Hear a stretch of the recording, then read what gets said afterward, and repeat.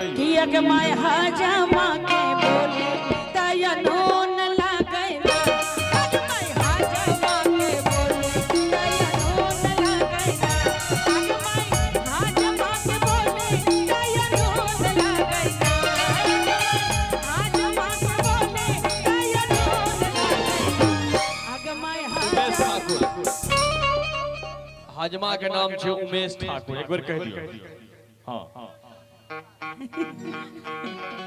यो भाई साहब हजमा भाई आ यहाँ तो लूट लिया हैं? अच्छा से बात कहबे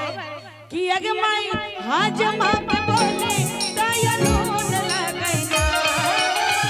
हजमा के बोले दया नून लगैला अगे माई बौआ के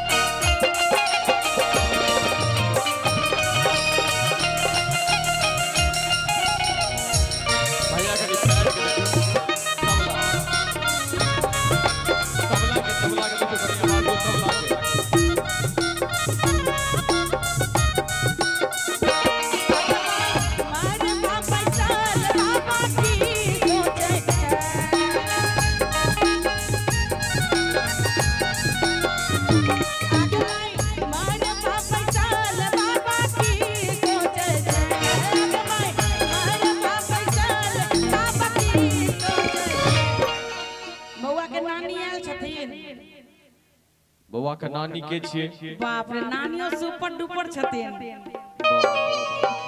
अब बाबा कता छथिन यो बाबा? ए बाबू वाह क्या बात है जोड़ी बेजोड़ छे त कहबे कि आगे माई मारे बाबा साल बाबा की सोचे छे त कहबे कि आगे माई बउआ के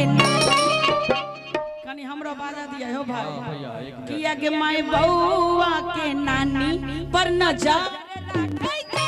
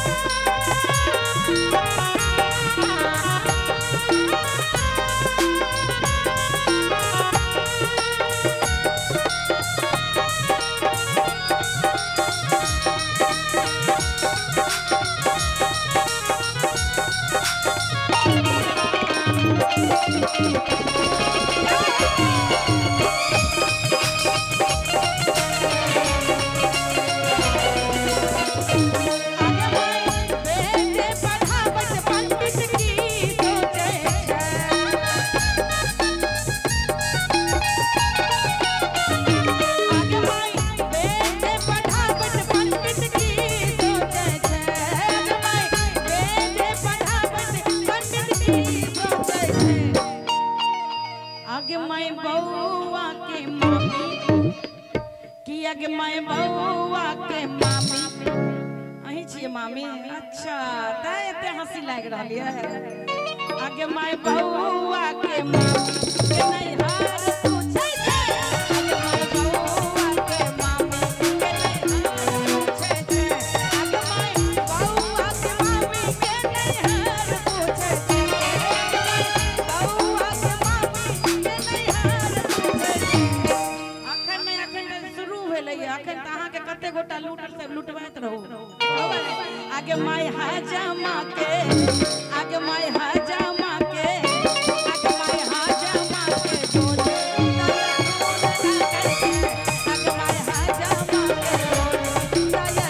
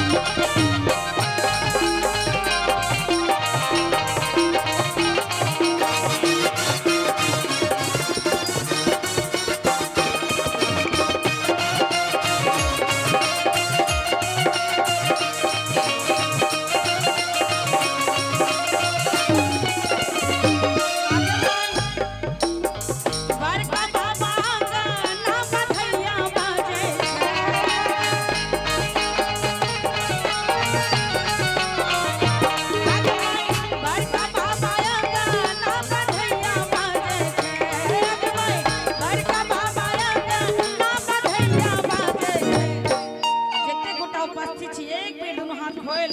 बउआ के लेल आशीर्वाद भरल ताली बजा दे और कहबे कि सब मिल दियो आशीर्वाद बउआ